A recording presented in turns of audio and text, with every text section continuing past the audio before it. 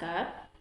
विद्यालय शिक्षा विभाग हरियाणा द्वारा एजुसेट पर प्रसारित आज के इस कार्यक्रम में आप सभी का स्वागत है। हमारी आज की प्रस्तुति रहेगी कक्षा 8 पाठ 1 भोजन के पोषक तत्व भाग 1। हेलो बच्चों, कैसे हैं आप सब? आशा करती हूँ कि आप सभी इस कोविड-19 की स्थिति में अपने घरों में सुरक्षित होंगे, स्वस्थ होंगे और अपने परिवार के साथ खुश होंगे। आप सभी बच्चों का इस नए सेशन में बहुत बहुत स्वागत है। आशा करती हूँ कि आप सभी बच्चे जो हैं कुछ नया सीखने के लिए उत्सुक होंगे। तो क्या सभी तैयार हैं? तो चलिए आज हम शुरू करते हैं हमारी कक्षा 8 होम साइंस का पहला पाठ भोजन के पोषक तत्व। करने से पहले सबसे पहले हम देखेंगे कि आपने इस पाठ से रिलेटेड कक्षा 7 में क्या पढ़ा और कितना आपको उससे संबंधित कितना सीखा आपने। कुछ बातें सीखी होगी। तो आइए हम ये नया चैप्टर स्टार्ट करने से पहले पीछे जो 7th क्लास का आपका चैप्टर था उस पर नज़र डालते हैं जो इससे संबंधित है। तो सबसे पहले देखते हैं कि भोजन क्या होता है। हम सब लोग भोजन खाते हैं, भोजन के बिना हम जीवित नहीं रह सकते।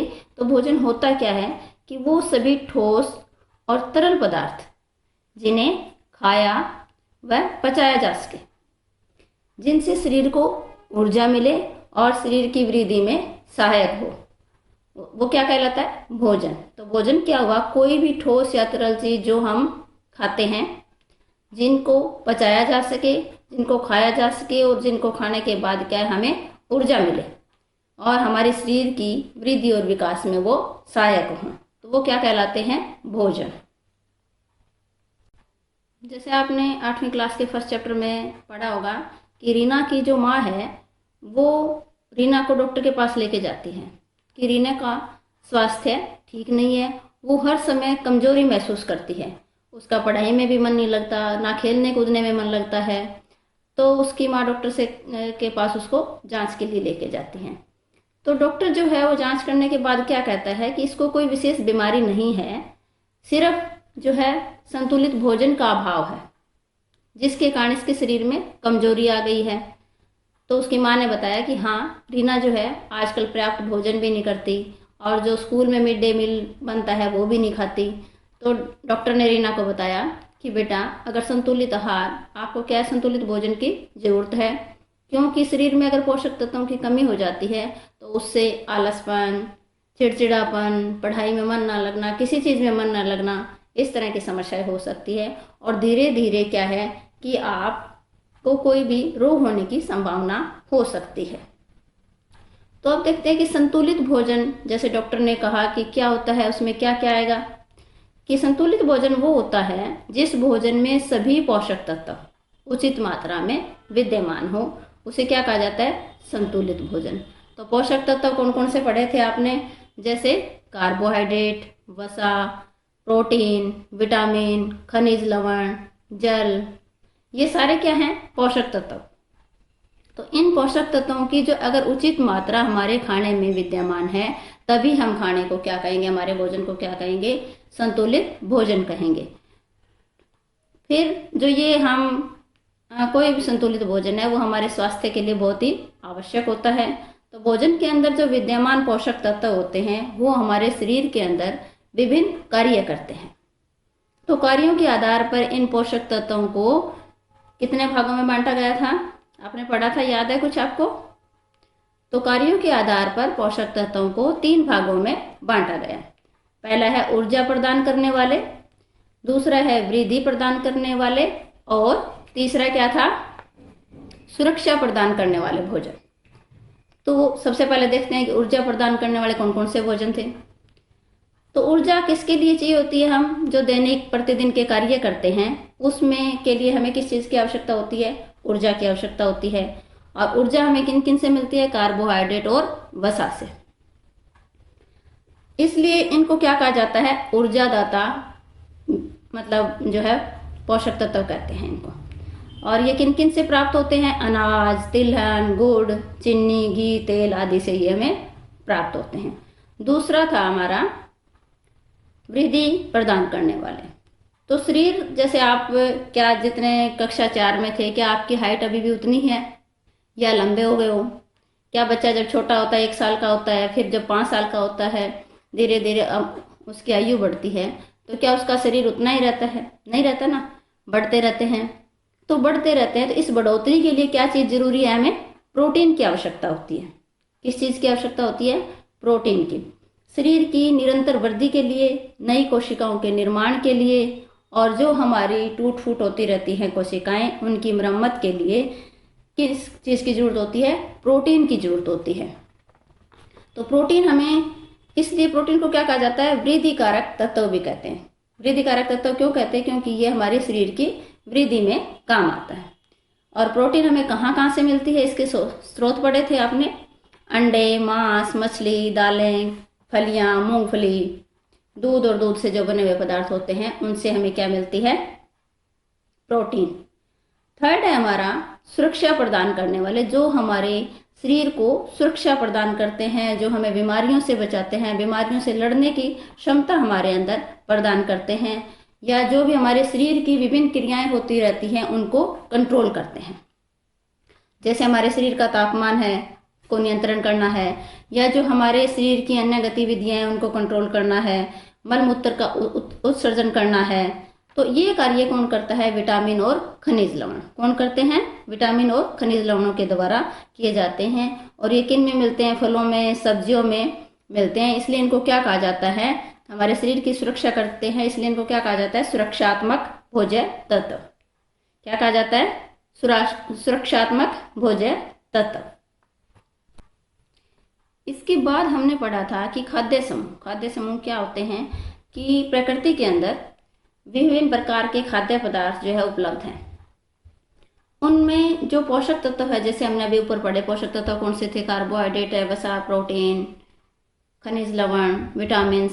ये इन पोषक तत्वों के आधार पर, जो मतलब कौन से खाद्य पदार्थ के अंदर कौन से पोषक तत्व होते हैं, इनके आधार पर इन जो है हम खाद्य पदार्थों को अलग अलग समूह में विभाजित करते हैं। तो हमने इनको 5 अलग अलग जो है खाद्य समूह में विभाजित किया था। तो ये कौन कौन से 5 जो है खाद्य समूह देखते हैं। सबसे पहला है अनाज, दूसरा दालें और फलियां, तीसरा अंडे, मांस, दूध और मतलब दूध से बने हुए उत्पाद, फिर था फल और सब्जियां, और 5वां है वसा और शर्करा। तो इनको अलग अलग जो है विभिन्न प्रकार के खाद्य पदार्थों में उपलब्ध जो है पोषक तत्वों के आधार पर इनको अलग अलग ग्रुप में बांटा गया है। तो अनाज में क्या आता है? जैसे चावल है, गेहूं, मक्का, बाजरा, जो भी आप मतलब अनाज खाते हो, वो हमारे भोजन का क्या है? एक मुख्य भाग होता है।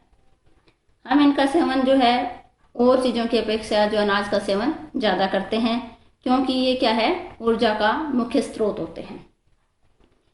इनसे जो है हमें क्या मिलता है? पर्याप्त मात्रा में कार्बोहाइड्रेट और वसा मिलती है, और रेशे भी इनसे प्राप्त होते हैं। इनमें प्रोटीन, विटामिन बी समूह तथा लौह तत्व भी प्रचुर मात्रा में विद्यमान होते हैं। नेक्स्ट है हमारा दालें और सब्जियां में क्या क्या आते हैं। जैसे आप अपने घरों में दाल, हर तरह की दाल प्रयोग करते होंगे आप। अरहर की दाल है, उड़द है, मूंग है, राजमा, काले चने, सोयाबीन, इस तरह की जो दालें हैं वो सारी इस ग्रुप में आती हैं। फलियां हैं, ये हमारे भोजन का मतलब एक विशेष भाग होती हैं। और इनमें क्या होता है? ज़्यादातर मुख्य प्रोटीन ज़्यादा मिलता है। जैसे अनाजों में कार्बोहाइड्रेट ज़्यादा होती है, दालें और इसमें फलियों में क्या होता है? प्रोटीन की मात्रा ज़्यादा होती है। तो दालों में जो है विटामिन बी समूह, कैल्शियम, लौह तत्व, ये भी अधिक मात्रा में विद्यमान होते हैं। नेक्स्ट कैटेगरी है अंडे, मांस, दूध और दूध से बने हुए उत्पाद। तो इसके अंदर क्या क्या आएगा? क्या क्या कौन से आएंगे इसमें? दूध, दही है, पनीर है, खोया है, लस्सी है, मतलब जो दूध और दूध से बने हुए उत्पाद हैं, जो दूध से जो चीज़ें बनती हैं। अंडे, मांस, दूध, इसमें सारी कैटेगरी आ जाती है। ये मांस, तो इसमें इनमें क्या होता है? प्रोटीन होती है, प्रोटीन और कैल्शियम के मुख्य स्रोत होते हैं। इनमें विटामिन ए, विटामिन बी और वसा भी पर्याप्त मात्रा में होती है। नेक्स्ट ग्रुप है हमारा फल और सब्जियां। तो फलों एवं सब्जियों में क्या होते हैं, ज़्यादातर रेसे होते हैं, विटामिन होते हैं, खनिज लवण जो है भरपूर मात्रा में मिलते हैं हमें। खट्टे फल जैसे हैं कीनू, संतरा, मौसमी, आंवला, इनमें विटामिन सी की काफ़ी मात्रा होती है। पपीता है, आम, अनार, इनके अंदर गाजर, इनके अंदर विटामिन ए की मात्रा होती है, मतलब ए के अच्छे स्रोत होते हैं ये। केले, अनार, ये जो है लौह तत्व में मौजूद होता है इनके अंदर। सूखे फल या सूखे मेवे हैं जैसे अंजीर, बादाम, अखरोट, किशमिश, इनके अंदर लौह तत्व होता है, कैल्शियम होता है, रेशा भी होता है और वसा की मात्रा भी अधिक होती है। हरी पत्तेदार सब्जियां जैसे पालक है, मेथी है, चौलाई, सरसों, बथुआ, इनके अंदर कैल्शियम, लौह तत्व, विटामिन सी की मात्रा जो है काफ़ी मात्रा में होती है। जड़ वाली सब्जियां हैं जैसे सलगम है, अरबी है, आलू है, कचालू है, तो इनके अंदर जड़ वाली सब्जियों में क्या होता है, कार्बोहाइड्रेट के अच्छे स्रोत माने जाते हैं ये। पांचवा ग्रुप हमारा है वसा और शर्करा। वसा से आप क्या समझते हैं कि जिन चीज़ों में चिकनाई की मात्रा अधिक होती है उनके अंदर वसा होती है। घी है, मक्खन है, या जैसे तेल है, तेलों में जैसे आपके घर सरसों का तेल, नारियल का तेल, तिल का तेल, कोई भी तेल जो आप खाने में प्रयोग करते हैं, इन सभी से हमें क्या मिलती है, वसा भी किस चीज़ का स्रोत है, ऊर्जा का, और कार्बोहाइड्रेट भी किसका है, ऊर्जा का। और तो नेक्स्ट शर्करा, इसके अंदर शर्करा किस में होती है कि गुड़, चीनी, शक्कर, जिन जो मीठी चीज़ें होती है जिनके अंदर, शहद आदि जो भी मीठे पदार्थ होते हैं, इनके अंदर क्या होती है, कार्बोहाइड्रेट की मात्रा होती है। और कार्बोहाइड्रेट और वसा दोनों ही किस चीज़ के स्रोत हैं, ऊर्जा के स्रोत हैं। तो ये सब आपने पिछली कक्षा में पढ़ा था। नेक्स्ट है भोजन पिरामिड। तो आप सभी जानते हैं कि प्रत्येक जो मनुष्य होता है उसकी भोजन संबंधी पसंद नापसंद जो है अलग अलग होती है, लेकिन पसंद नापसंद के बावजूद हमें क्या है, संतुलित भोजन सभी को जरूर करना चाहिए हमारे शरीर को सुचारू रूप से चलाने के लिए। तो इसमें हमारे जो भोजन का पिरामिड होता है वो बहुत सहायता करता है।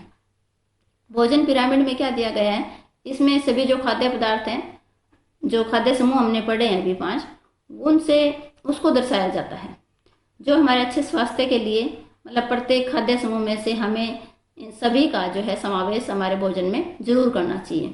तो पिरामिड से जो है स्पष्ट हो जाता है कि जो सबसे ऊपर दिखाया जाता है गए जो खाद्य पदार्थ होते हैं उनकी तुलना, मतलब वो जो ऊपर जो दिखाए जाते हैं वो हमें कम मात्रा में खाने चाहिए, और जो सबसे नीचे होता है पिरामिड में वो हमें प्रचुर मात्रा में खाने चाहिए। तो भोजन का जो पिरामिड है उसका प्रयोग करके या उसको देख के हम संतुलित आहार के जो है निर्जन कर सकते हैं, उसको वैकल्पिक भोजन के साथ मतलब चयन करने में हमारी बहुत सहायता करता है। तो आपको ये पिरामिड दिया गया है भोजन का, तो आप इसको देख के ये बताएं कि क्या आप प्रतिदिन संतुलित भोजन ले रहे हैं। अगर नहीं ले रहे तो किस खाद्य समूह के पदार्थों का सेवन, मतलब आप कौन से जो इसमें ऐसे खाद्य पदार्थ हैं या कौन सा ऐसा खाद्य समूह है जिसका आप सेवन नहीं कर रहे, तो आप क्या कर सकते हैं कि भोजन पिरामिड के अनुसार अपने भोजन में और क्या क्या परिवर्तन कर सकते हैं, इसको देख के हम ये बताना है आपको। तो ये जो भोजन का पिरामिड होता है ये हमें हमारी सहायता करता है कि अगर हम एक चीज़ नहीं खा सकते तो उसकी जगह कोई दूसरी चीज़ ली जा सकती है जो कि हमारे मतलब जो पोषक तत्व है उनको पूरा करे, और हमारे जो है आहार जो है वो भोजन जो है वो क्या होना चाहिए, संतुलित होना चाहिए। तो अभी तक जितना हमने जो है चैप्टर रिवाइज किया उसके बेस पे एक छोटी सी गतिविधि या एक्टिविटी करते हैं, जिससे मतलब आपका रिवाइज हो जाएगा, पता चलेगा कि आपने ध्यान से सुना या नहीं सुना। यहाँ हमें क्या करना है कि जो दिए गए खाद्य पदार्थों की, यहाँ कुछ खाद्य पदार्थ दिए हुए हैं, उनको कार्यों के आधार पर वर्गीकृत करना है। पीछे हमने पढ़ा था कि कार्यों के आधार पर खाद्य पदार्थों का वर्गीकरण कैसे किया जाता है, तो उसी बेस पे ये एक्टिविटी है। तो यहाँ कुछ खाद्य पदार्थों के नाम दिए आपको, और उनको आपको कार्यों के आधार पर जो कैटेगरी है उनके हिसाब से आपको अलग अलग लिखना है, उनके स्थान पे लिखना है। तो इसमें जैसे पहले क्या था, ऊर्जा प्रदान करने वाले, दूसरा है वृद्धि करने वाले, और सुरक्षा प्रदान करने वाले। तो जो ये ऊपर दिए गए हैं खाद्य पदार्थ, इनमें से हमें छांट कर इन तीनों कैटेगरी में अलग अलग लिखने हैं। तो सबसे पहले देखते हैं कि जो दूध है वो कौन से में आएगा। दूध को हम जैसे वृद्धि करने वाले इसमें लिख देते हैं। नेक्स्ट आता है हमारा गाजर, तो यहाँ हमने दूध लिखा है, क्यों कि दूध में हमने क्या बताया था आपको कि दूध या दूध से बने जो पदार्थ होते हैं उनमें ज़्यादा प्रोटीन होती है, और प्रोटीन किस काम आती है, हमारे वृद्धि और विकास के काम आती है। नेक्स्ट है गाजर। गाजर के अंदर क्या होता है कि प्रोटीन विटामिन ए की मात्रा ज़्यादा होती है। तो विटामिन किस में आता है, सुरक्षा जो है करने वाले पदार्थों में। तो यहाँ लिखेंगे हम गाजर। नेक्स्ट दिया हुआ है इसमें रोटी। तो रोटी के अंदर क्या होता है, अनाज के अंदर कार्बोहाइड्रेट की मात्रा होती है, और कार्बोहाइड्रेट हमें क्या प्रदान करते हैं, ऊर्जा। तो रोटी हम कहाँ लिखेंगे, यहाँ पे। इस तरह से सारे आपको अलग अलग करके लिखने हैं। नेक्स्ट है मक्का। मक्का भी क्या आता है, अनाज में आता है, और अनाज हमें ऊर्जा प्रदान करते हैं। नेक्स्ट है घी। घी भी हमें क्या करता है, ऊर्जा प्रदान करता है। घी के अंदर वसा होती है, तो वसा और कार्बोहाइड्रेट वाले जितने भी पदार्थ है वो किस में आएंगे, ऊर्जा प्रदान करने वाला। नेक्स्ट है ब्रेड। ब्रेड भी किससे बनती है, अनाज से बनती है, तो ब्रेड भी हमारी यहाँ आएगी।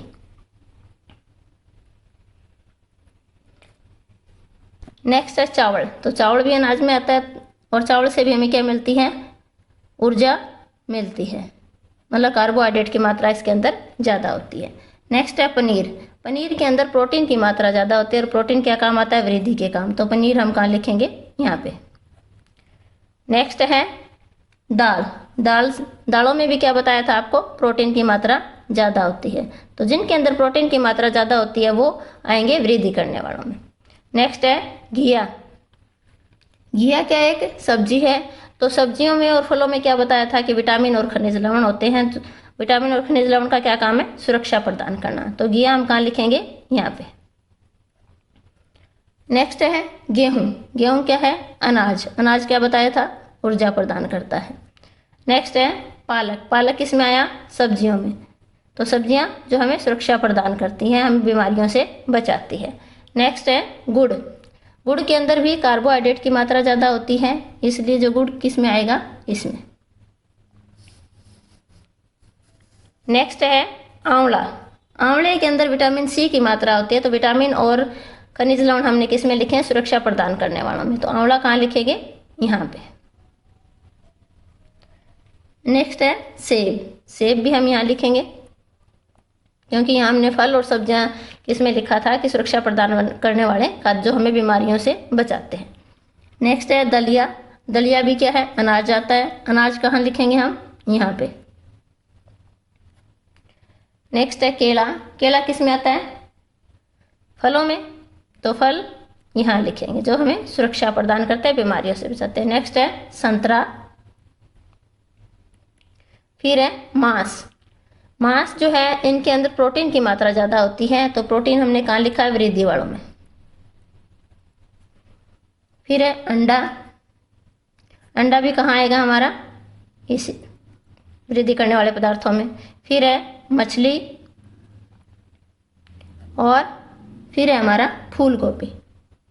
तो फूल गोभी किस में आती है, सब्जियों में। तो जितने भी हमने इसमें क्या किया, फल और सब्जी थे जो सुरक्षित, वो क्या करते हैं, हमें सुरक्षा प्रदान करते हैं। दूध और दूध से बने हुए जो पदार्थ होते हैं वो, उनके अंदर प्रोटीन की मात्रा ज़्यादा होती है, इसलिए उनका क्या काम होता है, हमारे शरीर की वृद्धि करने का काम। और जो भी जितने भी अनाज हैं उनके अंदर क्या होता है, अनाज है या चिकनाई वाली चीज़ें हैं, घी है, तेल है, इस तरह की जो चीज़ें हैं उनके अंदर कार्बोहाइड्रेट और वसा की मात्रा ज़्यादा होती है। और कार्बोहाइड्रेट और वसा दोनों ही हमें क्या प्रदान करती हैं, ऊर्जा प्रदान करते हैं।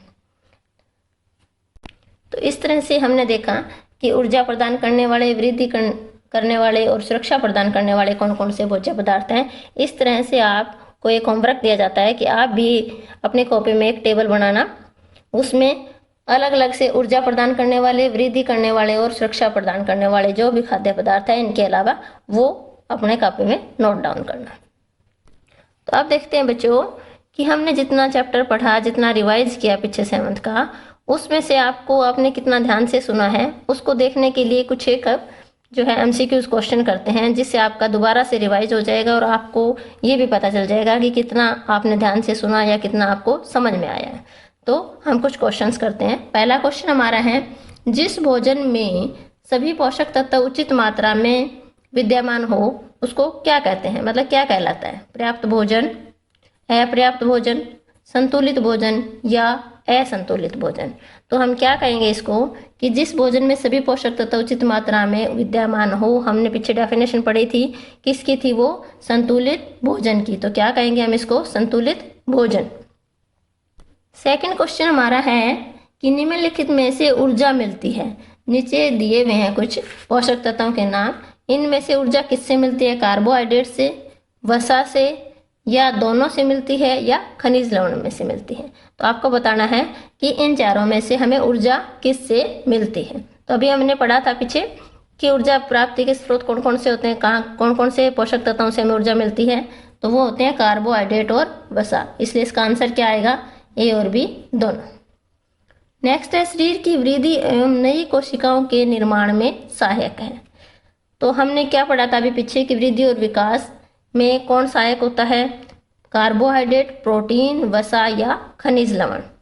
तो अभी आप बताओ इनमें से कि हमारे शरीर की वृद्धि के लिए और नई कोशिकाओं के निर्माण के लिए इनमें से कौन सा पोषक तत्व हमारे लिए जरूरी है? क्या जरूरी है?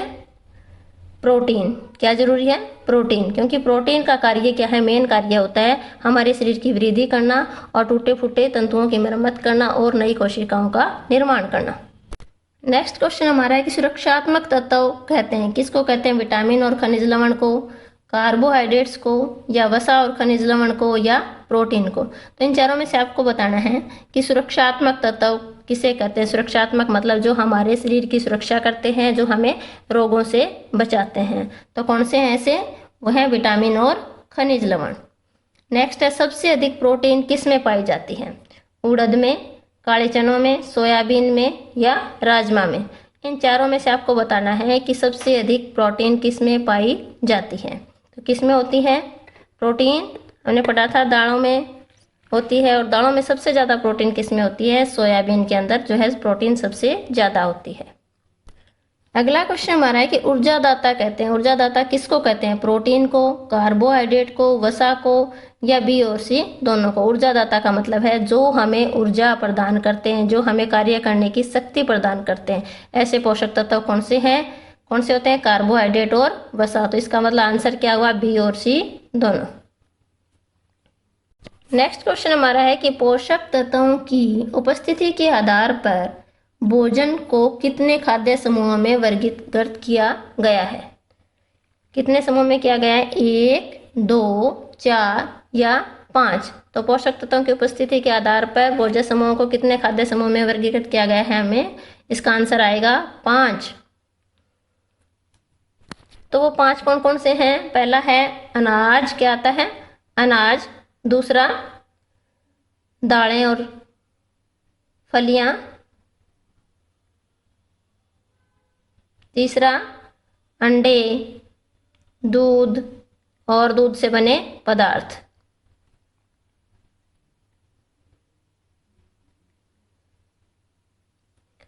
और तीसरा चौथा क्या है? फल और सब्जियां।